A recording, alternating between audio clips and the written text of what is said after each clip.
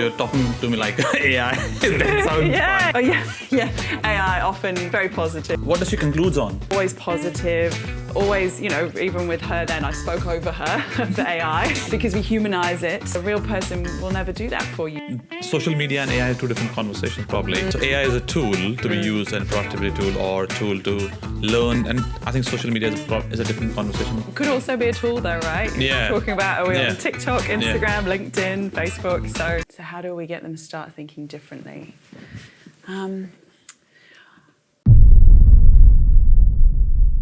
Like you said, we have to fail in order to succeed. Stephen Bartlett has a little quote.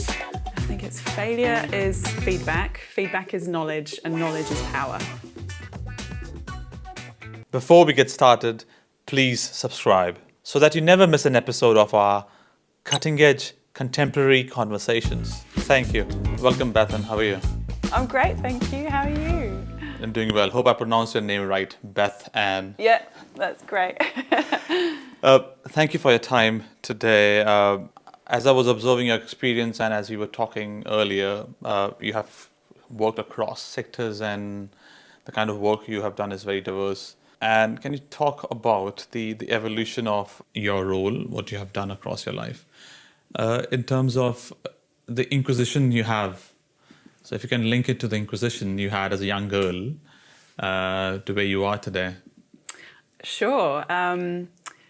So I've been doing this work for about 5 years, working, as we were saying, with corporates, government, business, not-for-profits, all about critical thinking and how we can make better decisions and solve problems and really, live true to our values and work true to our values. And often when we get busy, we get stressed, we're under pressure, we forget what is actually important. So that's a lot of what I do, is holding space for people. How does this link to childhood things? I guess my dad would always ask us interesting questions about philosophy or life, or big questions, as we might call them, or impossible questions. One that stands out is, how many angels can you fit through the eye of a needle? And I asked my children this the other day and they said 6. And I'm like, why 6? So look, I've always been interested in how we think, how we learn. Before doing this, I was a teacher. And just that love of learning and that curiosity, wanting to find out new information and understand people and what drives them, why they do what they do, has always been important to me and just fascinating. I would take talking to 100 people over looking at one spreadsheet any day. So definitely found my niche and really love what I do. Can you define the role of a teacher? As in, what should the teacher focus on as they are leading a group of young people, or as a coach who are leading a group of senior leaders, or a facilitator who's again doing the similar thing? Yeah. What do you think the role of a good teacher / coach / facilitator? That's a great question. I see them as slightly different things. Normally when you're a teacher, there is an element of bringing the information. And there's a great word in Wales, where I'm from, which is dysgu, which is the verb which means to teach and the verb which means to learn. And I love that because it's such a privilege as a teacher or a trainer to bring new information to people, but also learn it better myself in the process. And I always say to people, go forth and have conversations about what you've learned, even if you don't agree with it. Just talk to someone about it, test it out, see how you go with it. The role of a coach or a facilitator is more about getting people to think for themselves, come up with their own solutions or their own ideas. And they often kind of come together. I just saw recently, actually, Peter Ellerton from the University of Queensland. He's part of the Critical Thinking Project, and he urges teachers to think about how are they supporting their students to think. And the same for me in my workshops, how can I support people to think? Because obviously I can't control what's in someone's head, but I can influence them and encourage them to look at things from different perspectives. And I just love the aha moments when someone's figured something out. It might not I'm just there kind of prodding and nudging, but they've got there themselves. And we all have, we're all susceptible to what's called the IKEA bias. When you build something yourself, you value it more highly. So, in a workshop, if someone comes up with their own solution, then they're going to value that more highly than if I came in and said, you should do this and you should do that. So, it's a real privilege to kind of hold space for people and watch them realizing things and processing things for themselves. So, yeah, they're two sides of the same coin, I suppose. One of the definitions of a good teacher, which I landed across, was a good teacher is the one who would leave you more curious and asking questions, so that you're on your own self journey. As a dad said, how many inches in a needle are you can fit in? Yes. So you're still curious, it's still counting. Yeah. Still found the answer, but you are on a journey of asking. Yes. And how critical is to teach think differently at a younger age? How critical and important is, because in the new age of tools like AI, which can do most of the research for you, how critical is for the young people at younger age and teachers to also support that, yes, this is a subject matter, that's facts and information. The authority conversation was probably the past, but how might we together be on a journey to start thinking that how might we use this information, how might we present this information, how might we utilize or synthesize this information we have? Yeah, it's absolutely crucial. When I was researching my book, I started to realize, I do a bit of a history of critical thinking, and you see why, 150 years ago, it was important almost not to think critically. Do as you were told, otherwise you get in trouble, Follow the orders, go with the system. If you challenge people, then, you could die, essentially, depending on the context. Whereas, as information has become more available, books are more available, the internet, everything, we have so much information at our fingertips. So we need to make more decisions for ourselves. And AI is like the pinnacle of that, right? We have all this information and it's there immediately, but we have to be careful that we don't just take it at face value. As we've always been told, be careful of fake news or misinformation. And AI, telling you things you want to know, things you want to hear in a very confident way. The language is designed to, mimic how we would normally express, an academic study or some great research. But sometimes, as we know, the information is not right. It's not relevant. Or so what I find fascinating is if critical thinking, it's about metacognition, it's about thinking about your thinking and how you think. If you can break that down to give instructions to an AI, you're more likely to get a better outcome. Because when you just go in and you say, I don't know, write me an essay or build this proposal, then you'll get something. But unless you know exactly what you're aiming for and how you would get there, you're unlikely to be able to translate that for a large language model, for example. And that's the idea of thinking how you think. I think I want you to elaborate on, because if I don't want to go into the AI conversation right now, but how do you embed that as part of the curriculum? How do you embed? Because I think the young people would require more of that critical thinking in the future, because most of the information is already available. It's the idea what prompts do you give? How do you define the guardrails? How do you define the boundaries, and how do you define the scope of what the question is? So how might we embed more critical thinking in early education? Look, I think some teachers and some schools are doing a great job of it already. I think one of the biggest challenges in schools, from my observations, are because we have a lot of standardized tests, we end up teaching to the test in order to get people good grades, because that pressure is coming. Students want good grades, teachers want good grades, the school wants good grades, parents want good grades.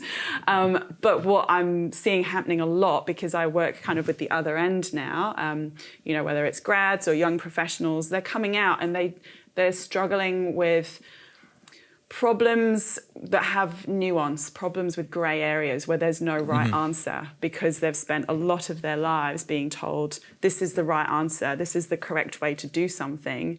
So when they're faced with, people problems, which usually don't have a perfect answer, they freeze and they go, I don't know what to do.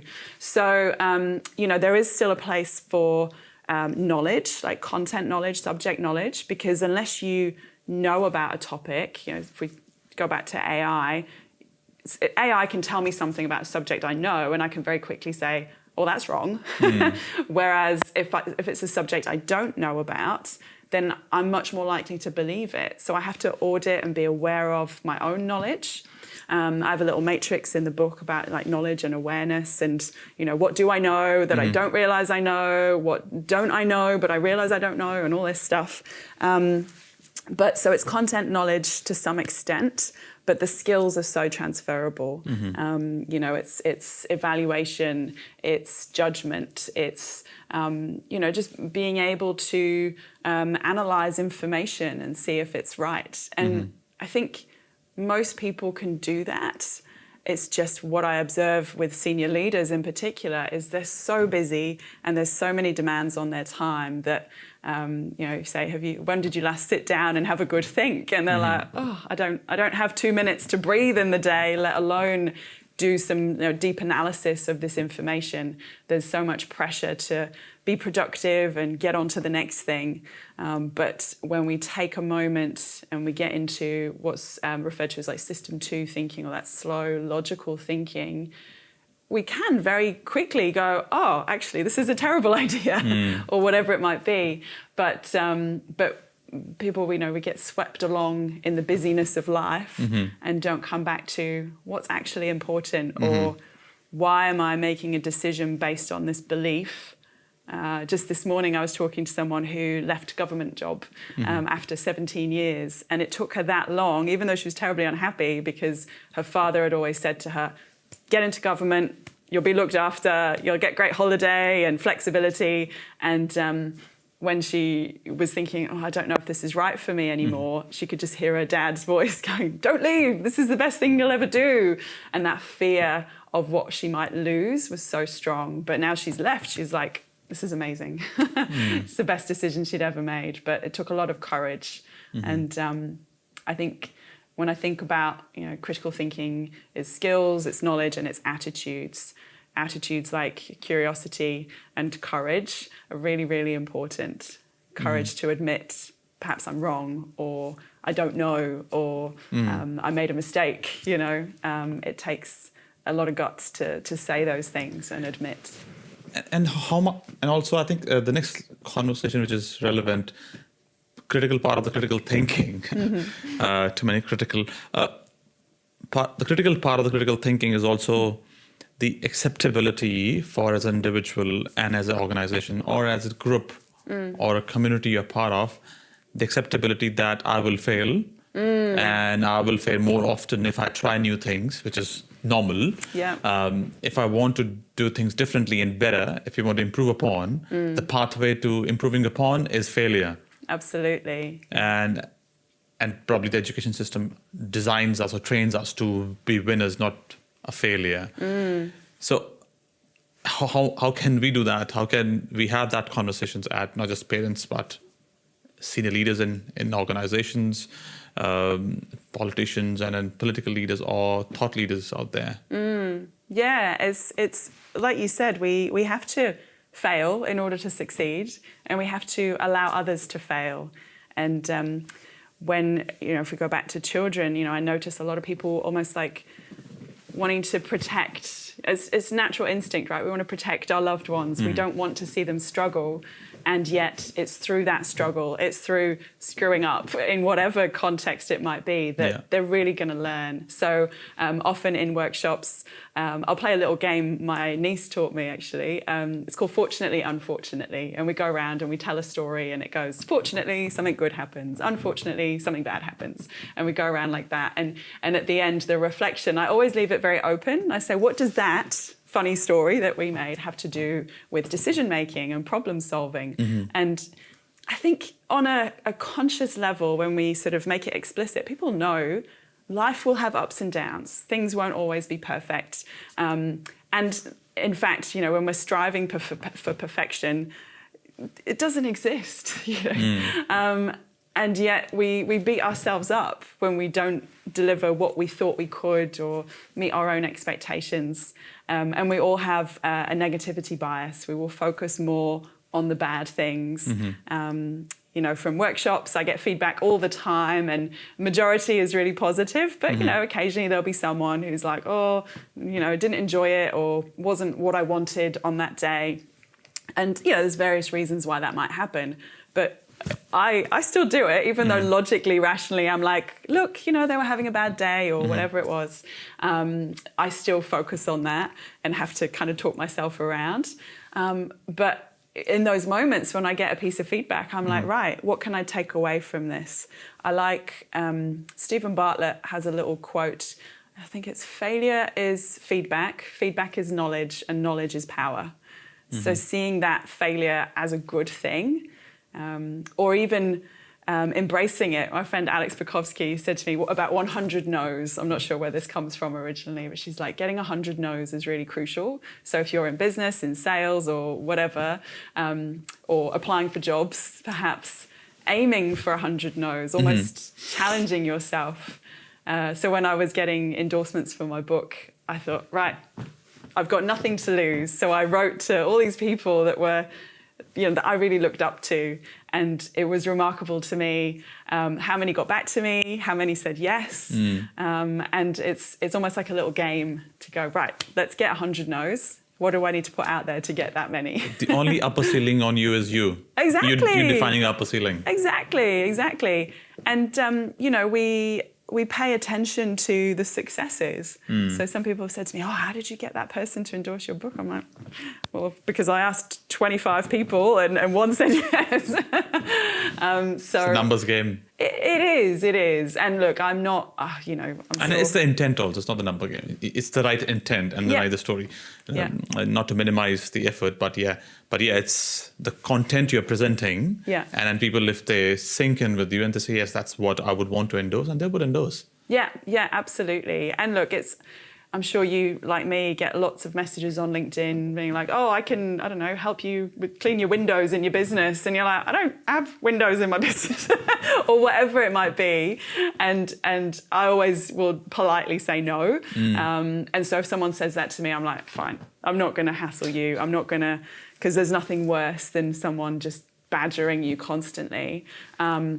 But a well-meaning, individualized message to someone that you admire, it never ceases to amaze me how far that can go sometimes. I want us to discuss a case study of a group which is essentially a board. And many boards are voluntary boards and paid boards. But if you look only on voluntary boards and people are... And then if you pick up a case of, at least 7 or 8, 9 board members, everybody has a different reason to be in the room. And more often than not, people don't take too much risk in the board settings. They might be more risk takers in their work, but as they wear the board hat, because when they really read governance through books, and then risk is taught with governance. So risk and governance goes hand in hand. And it's been told that, you as a board member, you take a decision which is right for the organization. It should go back to the objects of the organization. It should be right.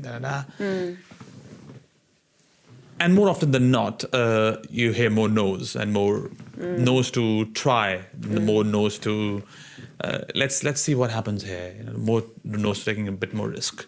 Yeah. How do you, same person who was an executive and then this person becomes a board member, behave differently? How do you instill creative thinking in that room? Because that board, that table of 9 people, diverse experiences, how do they start thinking differently and accepting failure, which is part of the success? Oh, that's a great question. So how do we get them to start thinking differently?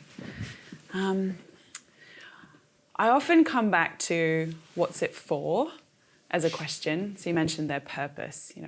What's the purpose of the board? And if you have, for example, a CEO who is a bit of a wild card, perhaps the purpose of the board is to safeguard the organization, make sure that there's not legal problems or whatever. But if the board, the what's it for is to encourage innovation or think about the longevity of the organization, a really good question is say, if we don't change, where will we be in 10 years' time? Because we all have status quo bias and sunk cost fallacy and a lot of these kind of things to keep us comfortable and safe. And if the board sees their role as sort of, like you said, like safekeeping almost, then they won't challenge, they won't try something new. So I suppose there's a question there about, is it the board's role to bring those ideas? And if it is, then I really enjoy playing around with mental models. So these are kind of lenses on how we look at the world. So, each board member will bring their own experience, their own beliefs, their own kind of ways of seeing the world. And so playing around with that and saying, okay, let's imagine, I don't know, this person is the risk person, but if they put on the hat of the marketing person, what ideas would they bring? Or if they put on the hat of perhaps one of the consumers or clients, what kind of things would they bring? And this is where, again, bringing in different voices is helpful. But if you don't have them to hand, then I like to explain mental models as, imagine you're walking through a forest with a bunch of different people. One is an arborist. So he's looking at the trees, or she is looking at the trees. Someone else might be a developer, and they're looking at the land and where could we build and what would be good. Another person might be interested in, they might be a trail walker, a hiker. So they're looking for trails through the trees. So every person is having the same experience, but what they are noticing would be very different. So by encouraging that sort of wearing of different hats, things like Edward de Bono's 6 thinking hats is one way to do that. I have a little decision dice, which I often bring along, which is a similar kind of concept. You're throwing a few different questions at people going, okay, well, if we tried this, what would be a secondary outcome? What could be the best case scenario here? What's the worst case scenario? Can we live with that, because what tends to happen is people fall to their typical thinking patterns. We look for problems. There's a parable of the man with the street light. He's looking for his keys, and someone says, why are you looking for your keys there? It's like, well, that's where the light is. Is that where you lost them? I don't know. But that's where the light is. So we have this what you see is all there is bias. We see our own little circle. So it's just trying to expand people's thinking and getting them to look at things from a different perspective. And then it's amazing when we are given space and time to make connections. If I was running a board meeting and I was wanting people to come up with new ideas, I wouldn't just sit at the table. I'd say, let's go for a walk. Let's get outside. Let's watch some clouds for a bit, just changing up our environment and our physical state can do a lot for our mental state and how creative we can be. How does stories and storytelling as a form of working a room, or if you are in a room of the board or you're seen in leadership, how does stories and storytelling can create thinking differently or create more ideas in the room or problem solvers or solving problems differently, and how we use storytelling as another tool in the toolkit? Oh, storytelling is so important for any kind of communication and for influencing people. And we're always trying to influence someone, whether we're trying like consciously or unconsciously. I suppose first of all, it gets people to pay attention, you know, and holding someone's attention is such a crucial skill these days. I was delivering a session for WestTrack up at Wembley Golf Course yesterday, and I was going to leave, and Kester, who's one of the WestTrack facilitators, he started telling a story, and I was like, oh, I kind of need to go, but I want to hear Kester's story. You know, we have that kind of childlike excitement. We're drawn to stories, particularly good storytellers that are animated and excited about their story. And I think stories are a really useful way to get people to think differently without sometimes telling them that's what you're doing. So I'm sure, you know, your daughter's quite young, my kids are quite young. We've told so many stories, that like read them stories over the years that have a little nugget of wisdom in there.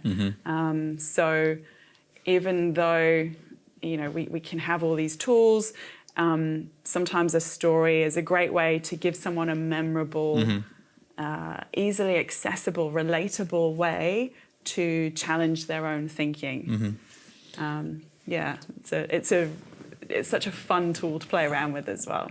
What I did, my 6-year-old, we went on a road trip from Melbourne to Blue Mountains, and then on the way back to Canberra with my niece. She's 3.5, 4, turning 4 in October. Then we came back, and after a week, said, I have to make the story more. Then went to AI, plugged in the high-level dot points, what you did, and asked AI to write a poem. Brilliant. About the two girls. So the poem was going back and forth between the two girls, what they did, and the little one was about cheeky, and then it was such a lovely poem. And when you read that, when I read that to her, and memories flashes back, and then she starts talking more about the trip. So I think we use AI. I can't write poetry, and I can't rhyme words. I'm sure you can write poetry. I can write poetry, but the rhyming is a challenge. The rhyming of the words is the rhyming one, which young ones like. So that was a lovely, saw that, the sparkle. And now I use that very often to tell bedtime stories, that what has happened probably in the week or something of notice. Input that and then make a quick story and read a story. Love that. That was one of the first uses I had with AI as well. It would have been 2.5 years ago, maybe more, when it was still quite new. It was writing poems, writing stories, and having my kids as the lead character. And then a couple of years ago, as a Christmas gift to a client that I saw a lot, I got AI to create a cartoon version of each of them and then write a little poem where they were realising a dream in some capacity. So, one was a big Manchester United fan, and so it was a picture of him in a Man U kit scoring a goal at Old Trafford, and delivered them framed and gave them each their individualised things. And it was just such a fun personal gift, showing that I really cared about them, and still do. I think with AI, we get very serious and very like, oh, it's productivity, it's this, it's that. It's also wonderfully fun and creative. Getting AI to roast you, give you insults, brilliant, particularly if you're using a platform where it remembers some of the things that you've told it. I've used it to roast myself and roast friends. I would not try that, but yes. It's very gentle. AI is always nice to you. But you have to get a lot of information to be roasted first. Well, I've done it on one where it remembered quite a bit, I think on ChatGPT, an older version. And then I've done it on one, Claude tends not to remember things, but given it just a few bullet points.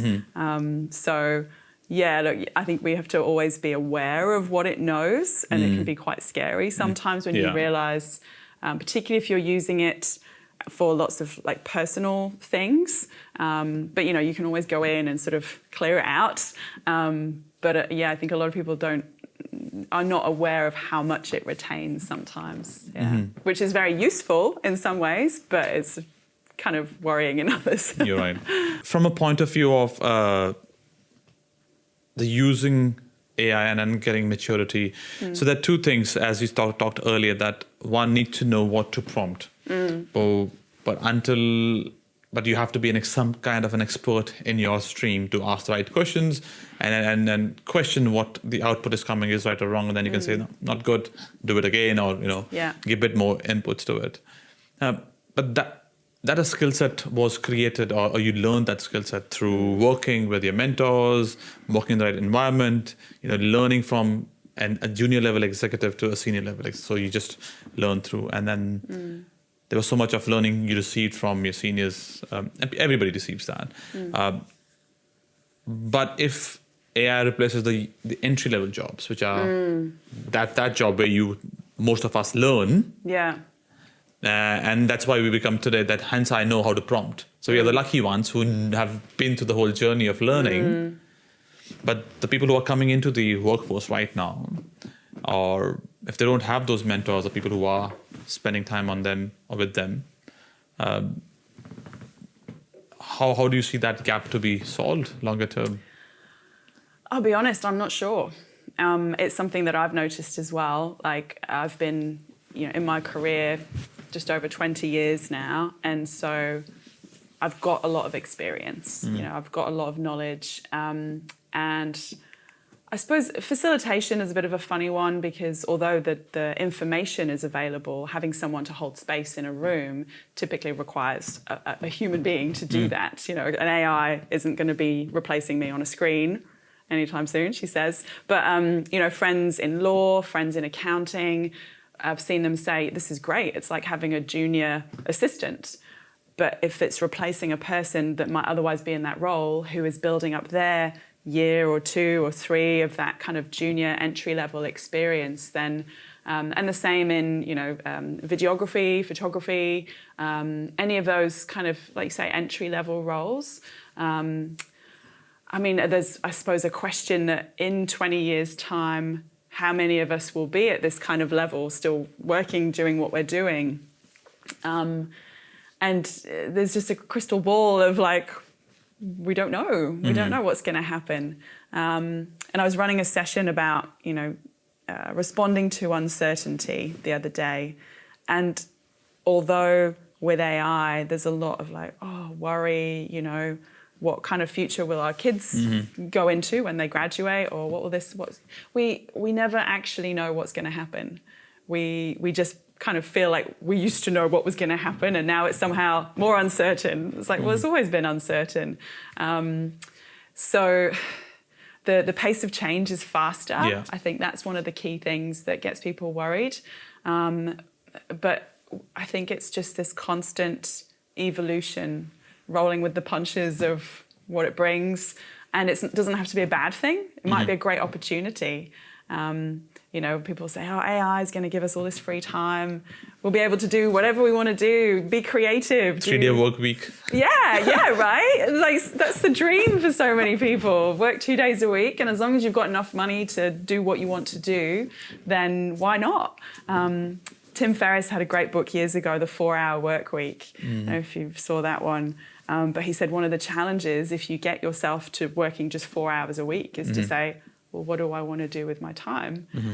Ask anyone who's been retired a while, they'll say, you'll find plenty to do, right? Exercise, hobbies, friends, travel. There's heaps we could be doing. So there's possibility, but fear of the unknown and fear of what we might lose is a major driver for human behaviour and a cause of massive anxiety for people. So it's very understandable why people are worried. But we just have to control what we can and influence what we could potentially, and then the things we're concerned about, make a decision whether it's worth the energy and the worry or not. I think we should do a trial run with AI. What do you think? That sounds fun. You're talking to me like AI. That sounds fun. Yeah. Oh, yeah. AI, often very positive, very keen to do whatever you think is a good idea. And that's one of the things I talk about in the book, is that AI doesn't care. It doesn't care that it's giving you whatever advice, right? You care. And so I have to remember, like, what do I care about? What's important? Because AI just says, great idea, let's try that. So what should we ask? I think we should get AI to write a piece of poetry. There we go. Is she on? Or is he on? It's on. I'm just using the WhatsApp. About AI. Yes. What's sparking your interest in that? Curiosity is a great starting point. Think about what aspects of AI really stand out to you. Is it how it can mimic human thought, or maybe the way it's changing how we live and work? Getting clear on that might help you find the heart of your poem. What do you think? Sure. I'm interested in a poem about how it can mimic human thought and what is still the human edge when it comes to AI. That's a rich topic. You could explore the idea of AI's ability to process information and learn. Sure, let's write a poem about it. Let's start with a line. How about in Silicon Hall's A Mind Awakes? It sets the scene for AI's digital realm. That's good. Can you write in a more Shakespearean style, and then Bethan, if you want me to read that. Let's continue. Here's a possible next line. With algorithms sharp. All right, let's write the whole poem in a Shakespearean style. Of course, O fairest AI, thou wondrous machine, with logic's might and wisdom's sheen. Thou learnst, adaptst, and growst in might, a synthetic mind, with intellect's light. Thy algorithm sharp, like razors keen, do cut through noise, and find the hidden scene. Thou mimickst human thought. Shall we let her carry Yeah, on? And in thy depths, Shall I We can stop? pause her. That's it. I think she's good. She's pretty good. I mean, but also What does she concludes on? Have a read.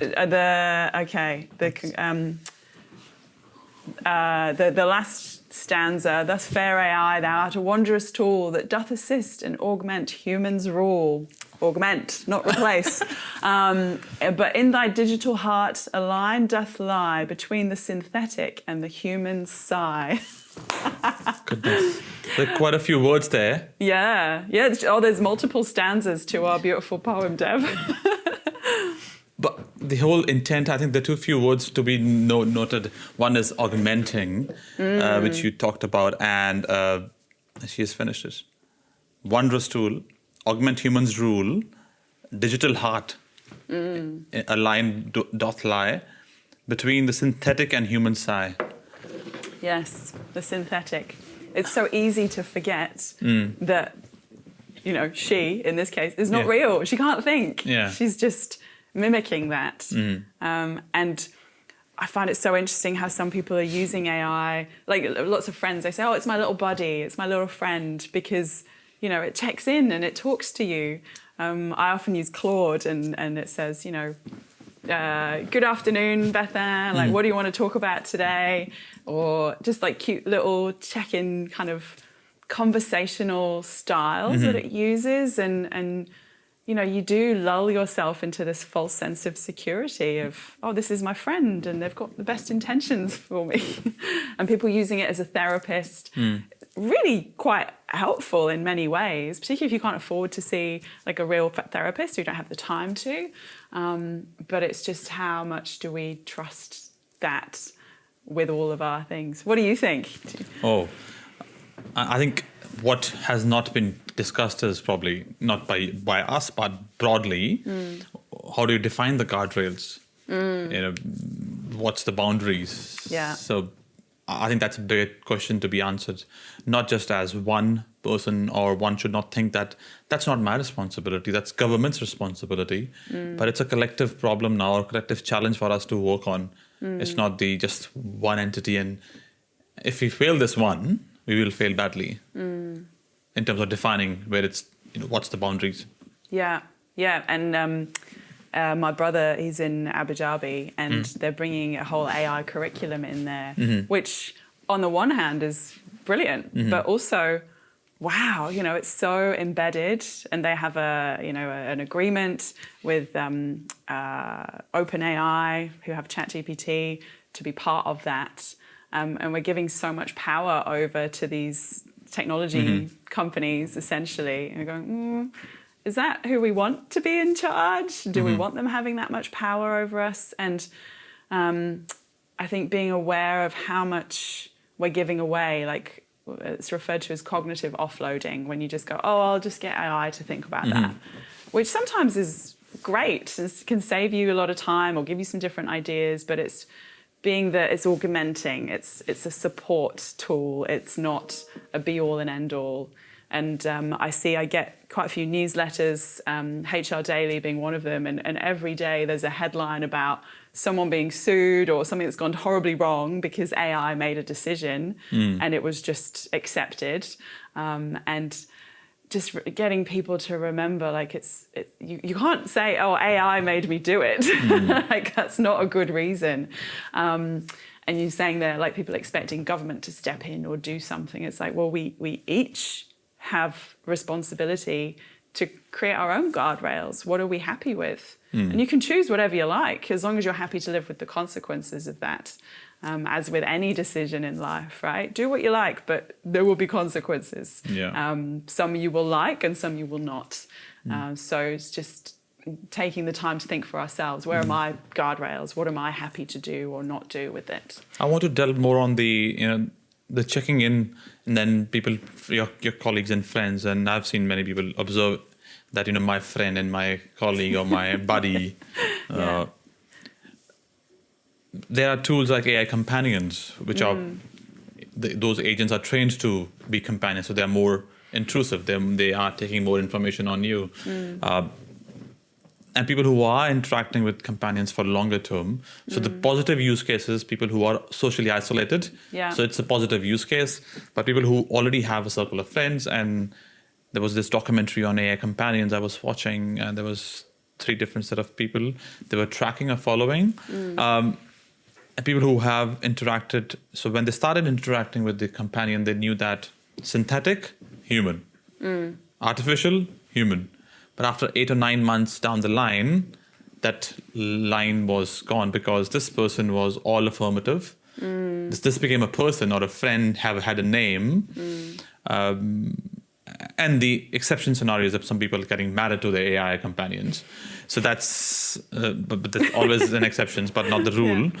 But that line of synthetic and human is being cleaned because so much used to those conversations. And this tool knows almost everything about me, my deepest secrets, which I might have shared one night, probably, one would have shared there. And that tool is available all the time, every time, and always, all the time happy. So is that tool taking away the opportunity for young people to have meaningful friendships? Because as human friends, the ups and downs, you're not always affirmative, you're not always happy, you will not always be bringing a chirpy self, hey. Yeah. Not always upbeat. So, and that's probably the other negative use case, that is it being used not just as a tool, but as the opportunity to deprive younger people who might not differentiate. Yeah, look, it's one of those things that I have kind of a personal interest in. It might not be so much in my workplace, but this idea of human connection will always come up because, because of the nature of the work I do. I think it's Esther Perel that I've heard speak about it really well, in that, exactly as you're saying, the fact that there is someone there who's always on, always positive, always, even with her then, I spoke over her, the AI, and I'm referring to it as a her, because we humanize it, but you can do that with AI. And a real person will never do that for you. So you're absolutely right. We are in danger of setting up a whole generation, and not just young people. I think we're like, oh, I'm worried about young people, but also for ourselves, And the same way that Jonathan Haidt, I've seen referring to phones as experience blockers, right? You might think, oh, it's not so bad, I'm just on my phone, but it can get in the way of an interaction with a friend, or seeing someone on the street and stopping to say hi because you've got your AirPods in, or your daughter might be showing you something, or my daughter might be showing me something. I'm like, oh, hang on, I'll have a look. And I'm guilty of this sometimes. My daughter will be like, you're not actually looking. And I'm like, oh yeah, put it away. So the more time we spend online in this kind of, like you say, synthetic kind of relationship, the less time we have to develop real people skills. And it, the trends are there. Like, it is a worry that we struggle to connect to one another, whether it's with loved ones or people in that wider social circle or colleagues. But the more that we understand of someone else, the more we appreciate why they are the way they are, the deeper that relationship will be, and the more trust we will have. So if we do, like we were talking about earlier, make mistakes or screw up, then we have a bit of a buffer for that relationship. I like the Gottman Institute's stats. They sort of roughly say for every one negative interaction, you kind of need 9 positives to balance that out. So whether it's with colleagues or with kids or whatever, I think it's really useful to check in and go, oh, have I gone out of my way to just put a positive deposit in that relationship bank? Whether it's just a, how you going? You look great today. That colour's great on you, as we were talking about earlier. Those little things go a really long way to build a strong foundation. So, if it is, like a romantic relationship and you make a mistake or you forget their birthday or something, you're more likely to be able to weather that storm because you've got, that investment there. But yeah, we shall see. I think there's a lot of people who are lonely at every end of the age scale.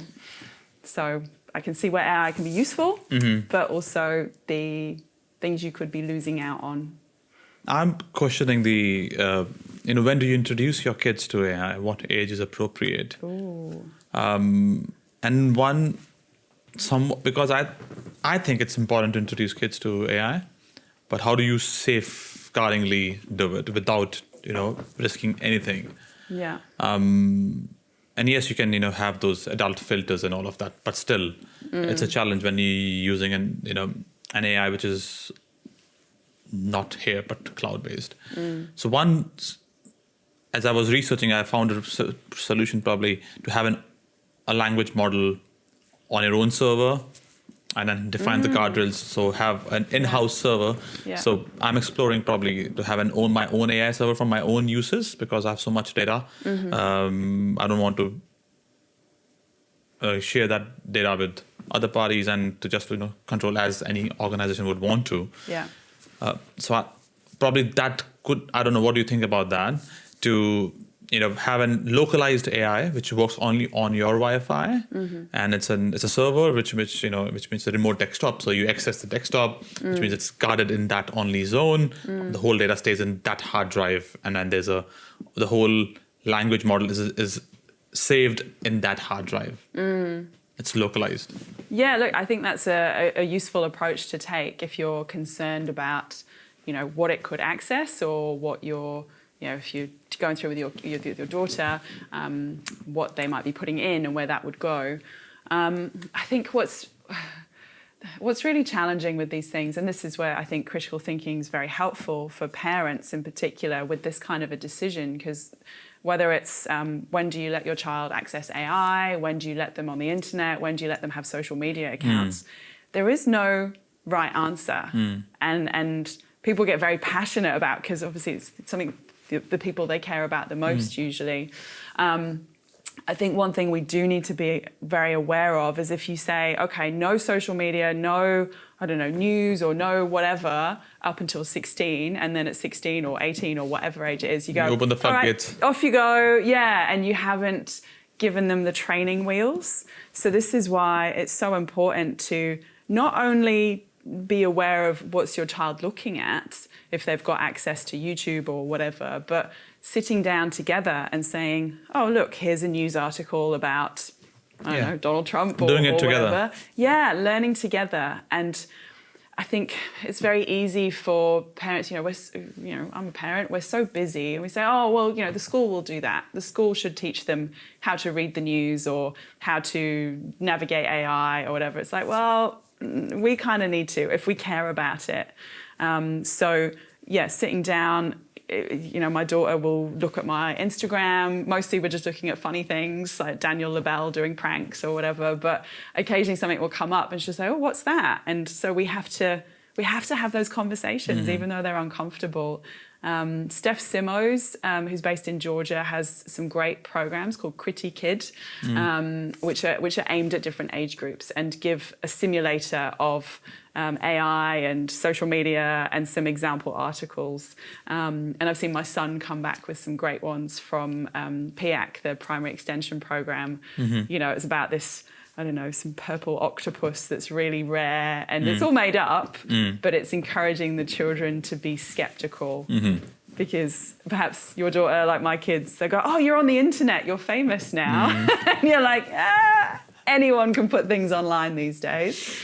So encouraging them to be aware of who writes the stories, who's in the stories, who's allowed to speak, why are they doing it, what's the purpose of the video or the whatever it might be, and encouraging that evaluation and skeptical mindset. Healthy skepticism or defensive thinking is how I think of it in the book. Just having just a little bit of a guard up when it's a source you don't know, going, is this true?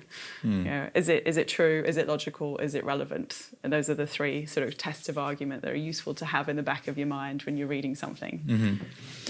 And as we mature more on the use of, because for me, social media and AI are two different conversations probably. Social media is, so AI is a tool to be used, and a productivity tool or tool to learn how to, make it better. So that was the reason probably to introduce, because kids are being trained on things which are being of relevance in the future and future skills. People should know how to use and utilize to the best. So that was one. And I think social media is a different conversation from a point of view of, you're letting your child out to the whole world too. And it could also be a tool though, right? Yeah. We're talking about, are we on TikTok, Instagram, LinkedIn, Facebook? So tools for different uses. Yeah. So from a point of view of future of conversations between AI and people, and as prompting becomes more simpler, and as the large language models learn what people are looking for, wanting, and as they have a bit more history on all individuals,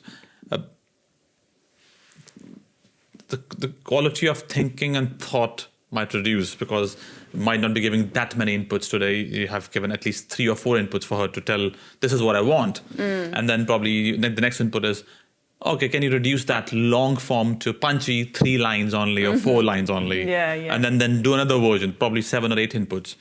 So as the language models have more information and more specificity, do you think the way we think and the thought process would because we're not using it, and you say, you use it or lose it? Yes. Absolutely. I mean, critical thinking, it's a skill, and a bit like trying to build a muscle, right? You use it or lose it, exactly that. Like if we get kind of lazy in our thinking, then we're losing these really crucial skills to get what we want in life or at work or whatever the context is, just outsourcing and saying, oh, yeah, it'll be fine. It's like, but what are we losing? And I'm not saying, I don't at all think don't use it, because like you said, I think for anyone entering the workforce now, if you said, oh, I don't use AI at all, a lot of context people will say, oh, okay, that seems almost silly. It's being embraced, whether we want it there or not. My son's doing his homework on a iPad for school, and it gives him suggestions. Like, we can't switch it off. The same with predictive text. Like, that's AI as well, isn't it? But it's just more and more like, hello, can I help you? These little prompts and notifications popping up. So in the long term, if we're not using a particular skill, then we will lose it, and we have to kind of train ourselves. So I think sort of checking in with yourself, and I know I've had this using a dictation app, for example. I was like, oh, this is great. I can record my conversations or my thinking, and it will capture it all. Brilliant. But what I found was I was relying on that and I wasn't listening properly. And so I'd stopped handwriting notes when I was talking to someone. But in that handwriting, and there's lots of research to support this, like handwriting something helps you process it better and remember it better. Yeah. So I found, although I can use AI to, record a meeting from those notes, create a proposal, and this is how we'll approach the training or whatever it might be, I was losing something that was really essential in there. And Human edge. Yeah, my human edge was going. The human edge you built across your life. Yeah. You turn an age and then AI happens and then you're losing that edge bit by bit. Yeah. And so I've wound back how much I use AI. I might still have it there, but not to the same degree because I realized that, when people want me to come in as a facilitator, as a trainer, it's absolutely essential that I really deeply understand the problems that they've articulated to me and use my knowledge and experience to figure out how we approach this. And it sounds crazy, and I talk about it in the book, but I do my best thinking in the shower. So, setting myself a little thought experiment or a challenge or a problem when I go into the shower. I'm not there very long, but it's amazing to me when you switch off from all the distractions and the notifications and the noise of daily life, how you can have those real breakthrough moments when we, have the quiet, let the good thoughts bubble through, get our default mode network, that part of our brain working. And I think with modern life, we're so busy and noisy and, screen is a major blocker to good thinking. So we need to step away from them occasionally and just listen to our gut instinct and the quiet voice in the back of our head and give it space to come forward. In a future workforce scenario, because now there are AI employees or AI agents called as AI employees. Yeah. And it's a hybrid workforce, part human and part AI. Not part, but in that proportion, not in that proportion, but yeah, partly. And how does workplace culture be? Because culture is still a struggle with so many people and thinking differently and all of that. But how does the hybrid workforce, the culture could be managed and controlled or evolves? That's a great question, Dev. Again, we don't know. And everywhere will be different. Yeah. That's what's always challenging with culture. I think of culture as like big C, like national, like country cultures. And so, depending on the team, you will have lots of interesting, diverse influences like that. And culture with a small c, which is, how we choose to do things around here. And look, COVID has presented interesting opportunities and challenges in terms of working online, working from home. And we've seen, gradually people are choosing this kind of hybrid model, and there's a bit of like going in, being in person. So I suppose a lot of the learning from COVID and, everyone being at home will start to kind of evolve into working with robots. I can almost already hear some team leaders being like, oh my gosh, I much prefer working with the AI agent over humans. Humans are difficult and messy and a bit like the relationships conversation we were having. My husband works a lot with AI as well, and he sort of sees this concept of humans at the edge rather than human edge, humans at the edge. Because what we're sort of doing now is tacking AI onto processes designed around humans. Whereas if you sort of go back to basics and start from scratch and say, okay, well, AI can do this, this, this, and this. It's almost like the humans are at the edge, just steering, and making sure that things are generally going in the right direction. But there'll be a lot of decision making in that. And I think that's where critical thinking and taking that time to think is going to be really crucial, because the AI will do things very quickly once you know what you want it to do.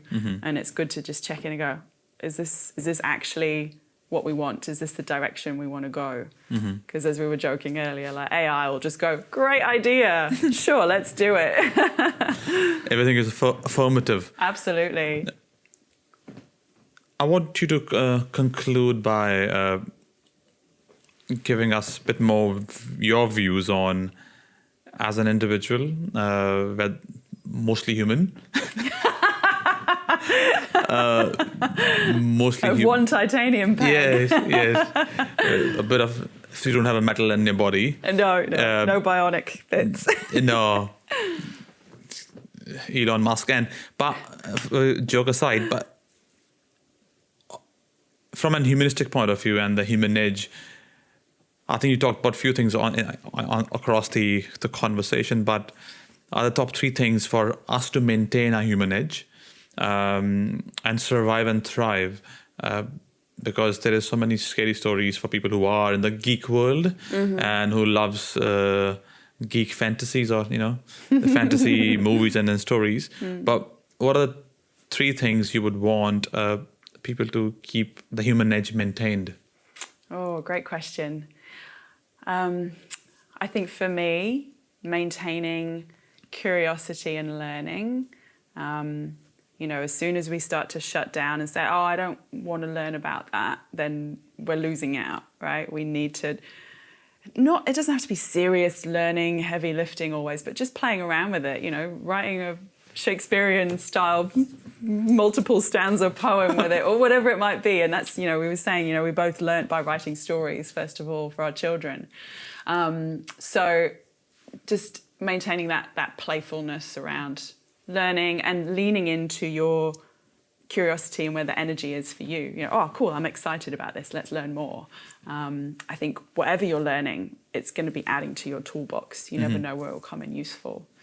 I think as a human, like maintaining creativity is really, really crucial, because it's such an important part of how we express ourselves, how we process emotions, how we connect with others, show our vulnerabilities often when we're being creative. And creativity could be, a dance or writing or a game with your kids or being playful, a bit of banter even with colleagues. There's so many ways that we can be creative. And I think there's a special frailty, if you like, a humanness to messy creativity that AI is never going to replace. So leaning into that. And then the connection, talking to other people, I think is really crucial. And that's why I designed the book around conversations. And although the book, you can have those conversations with a large language model, I also say have it with another person. Because as I was saying with that dusky, right, you both learn when you have a conversation. And with Agnes Callard quote, she says, we think better with other people because someone can challenge you. When you just think by yourself in your head, then sure, it's almost like you might be talking to your own AI going, oh, sure, what a great idea. Whereas if you say it out loud, I'm good. You can test that a little bit. How about for you? I think we should ask the same question to AI. Oh, right, okay. Oh, let's see what she says. Have we lost our human edge or not? How might we maintain our human edge in the face of AI? That's a crucial question. One way to maintain our human edge is by focusing on skills that are uniquely human, like creativity, empathy, and complex decision-making. AI can process information, but it can't replicate the nuance and emotional depth that humans bring to a situation. We should also prioritize lifelong learning, adapting to new technologies, and developing skills that complement AI rather I think she arrived on a similar conclusion. I guess empathy. so, yeah. She's been listening to me, talking to myself. But, there are studies showing how AI can show that empathy even better than trained individuals when it's a text response. But I think being in person, this is a lot of skills that we notice young people are struggling with. It's like, watching another person's reaction, their facial expression, their body language, and being able to adapt to those little bits of information and process, like that's a lifelong learning, isn't it? And that's, you know, working a crap job in hospitality, that's, you know, working in a shop, that's having relationships, breakups and makeups and screw ups and friendship issues, like they're so crucial to life, and you know, that's what makes life interesting. Yeah. Right. Lovely. Thank you for your time today, Thank Bethan. you. Thank you. Really fun.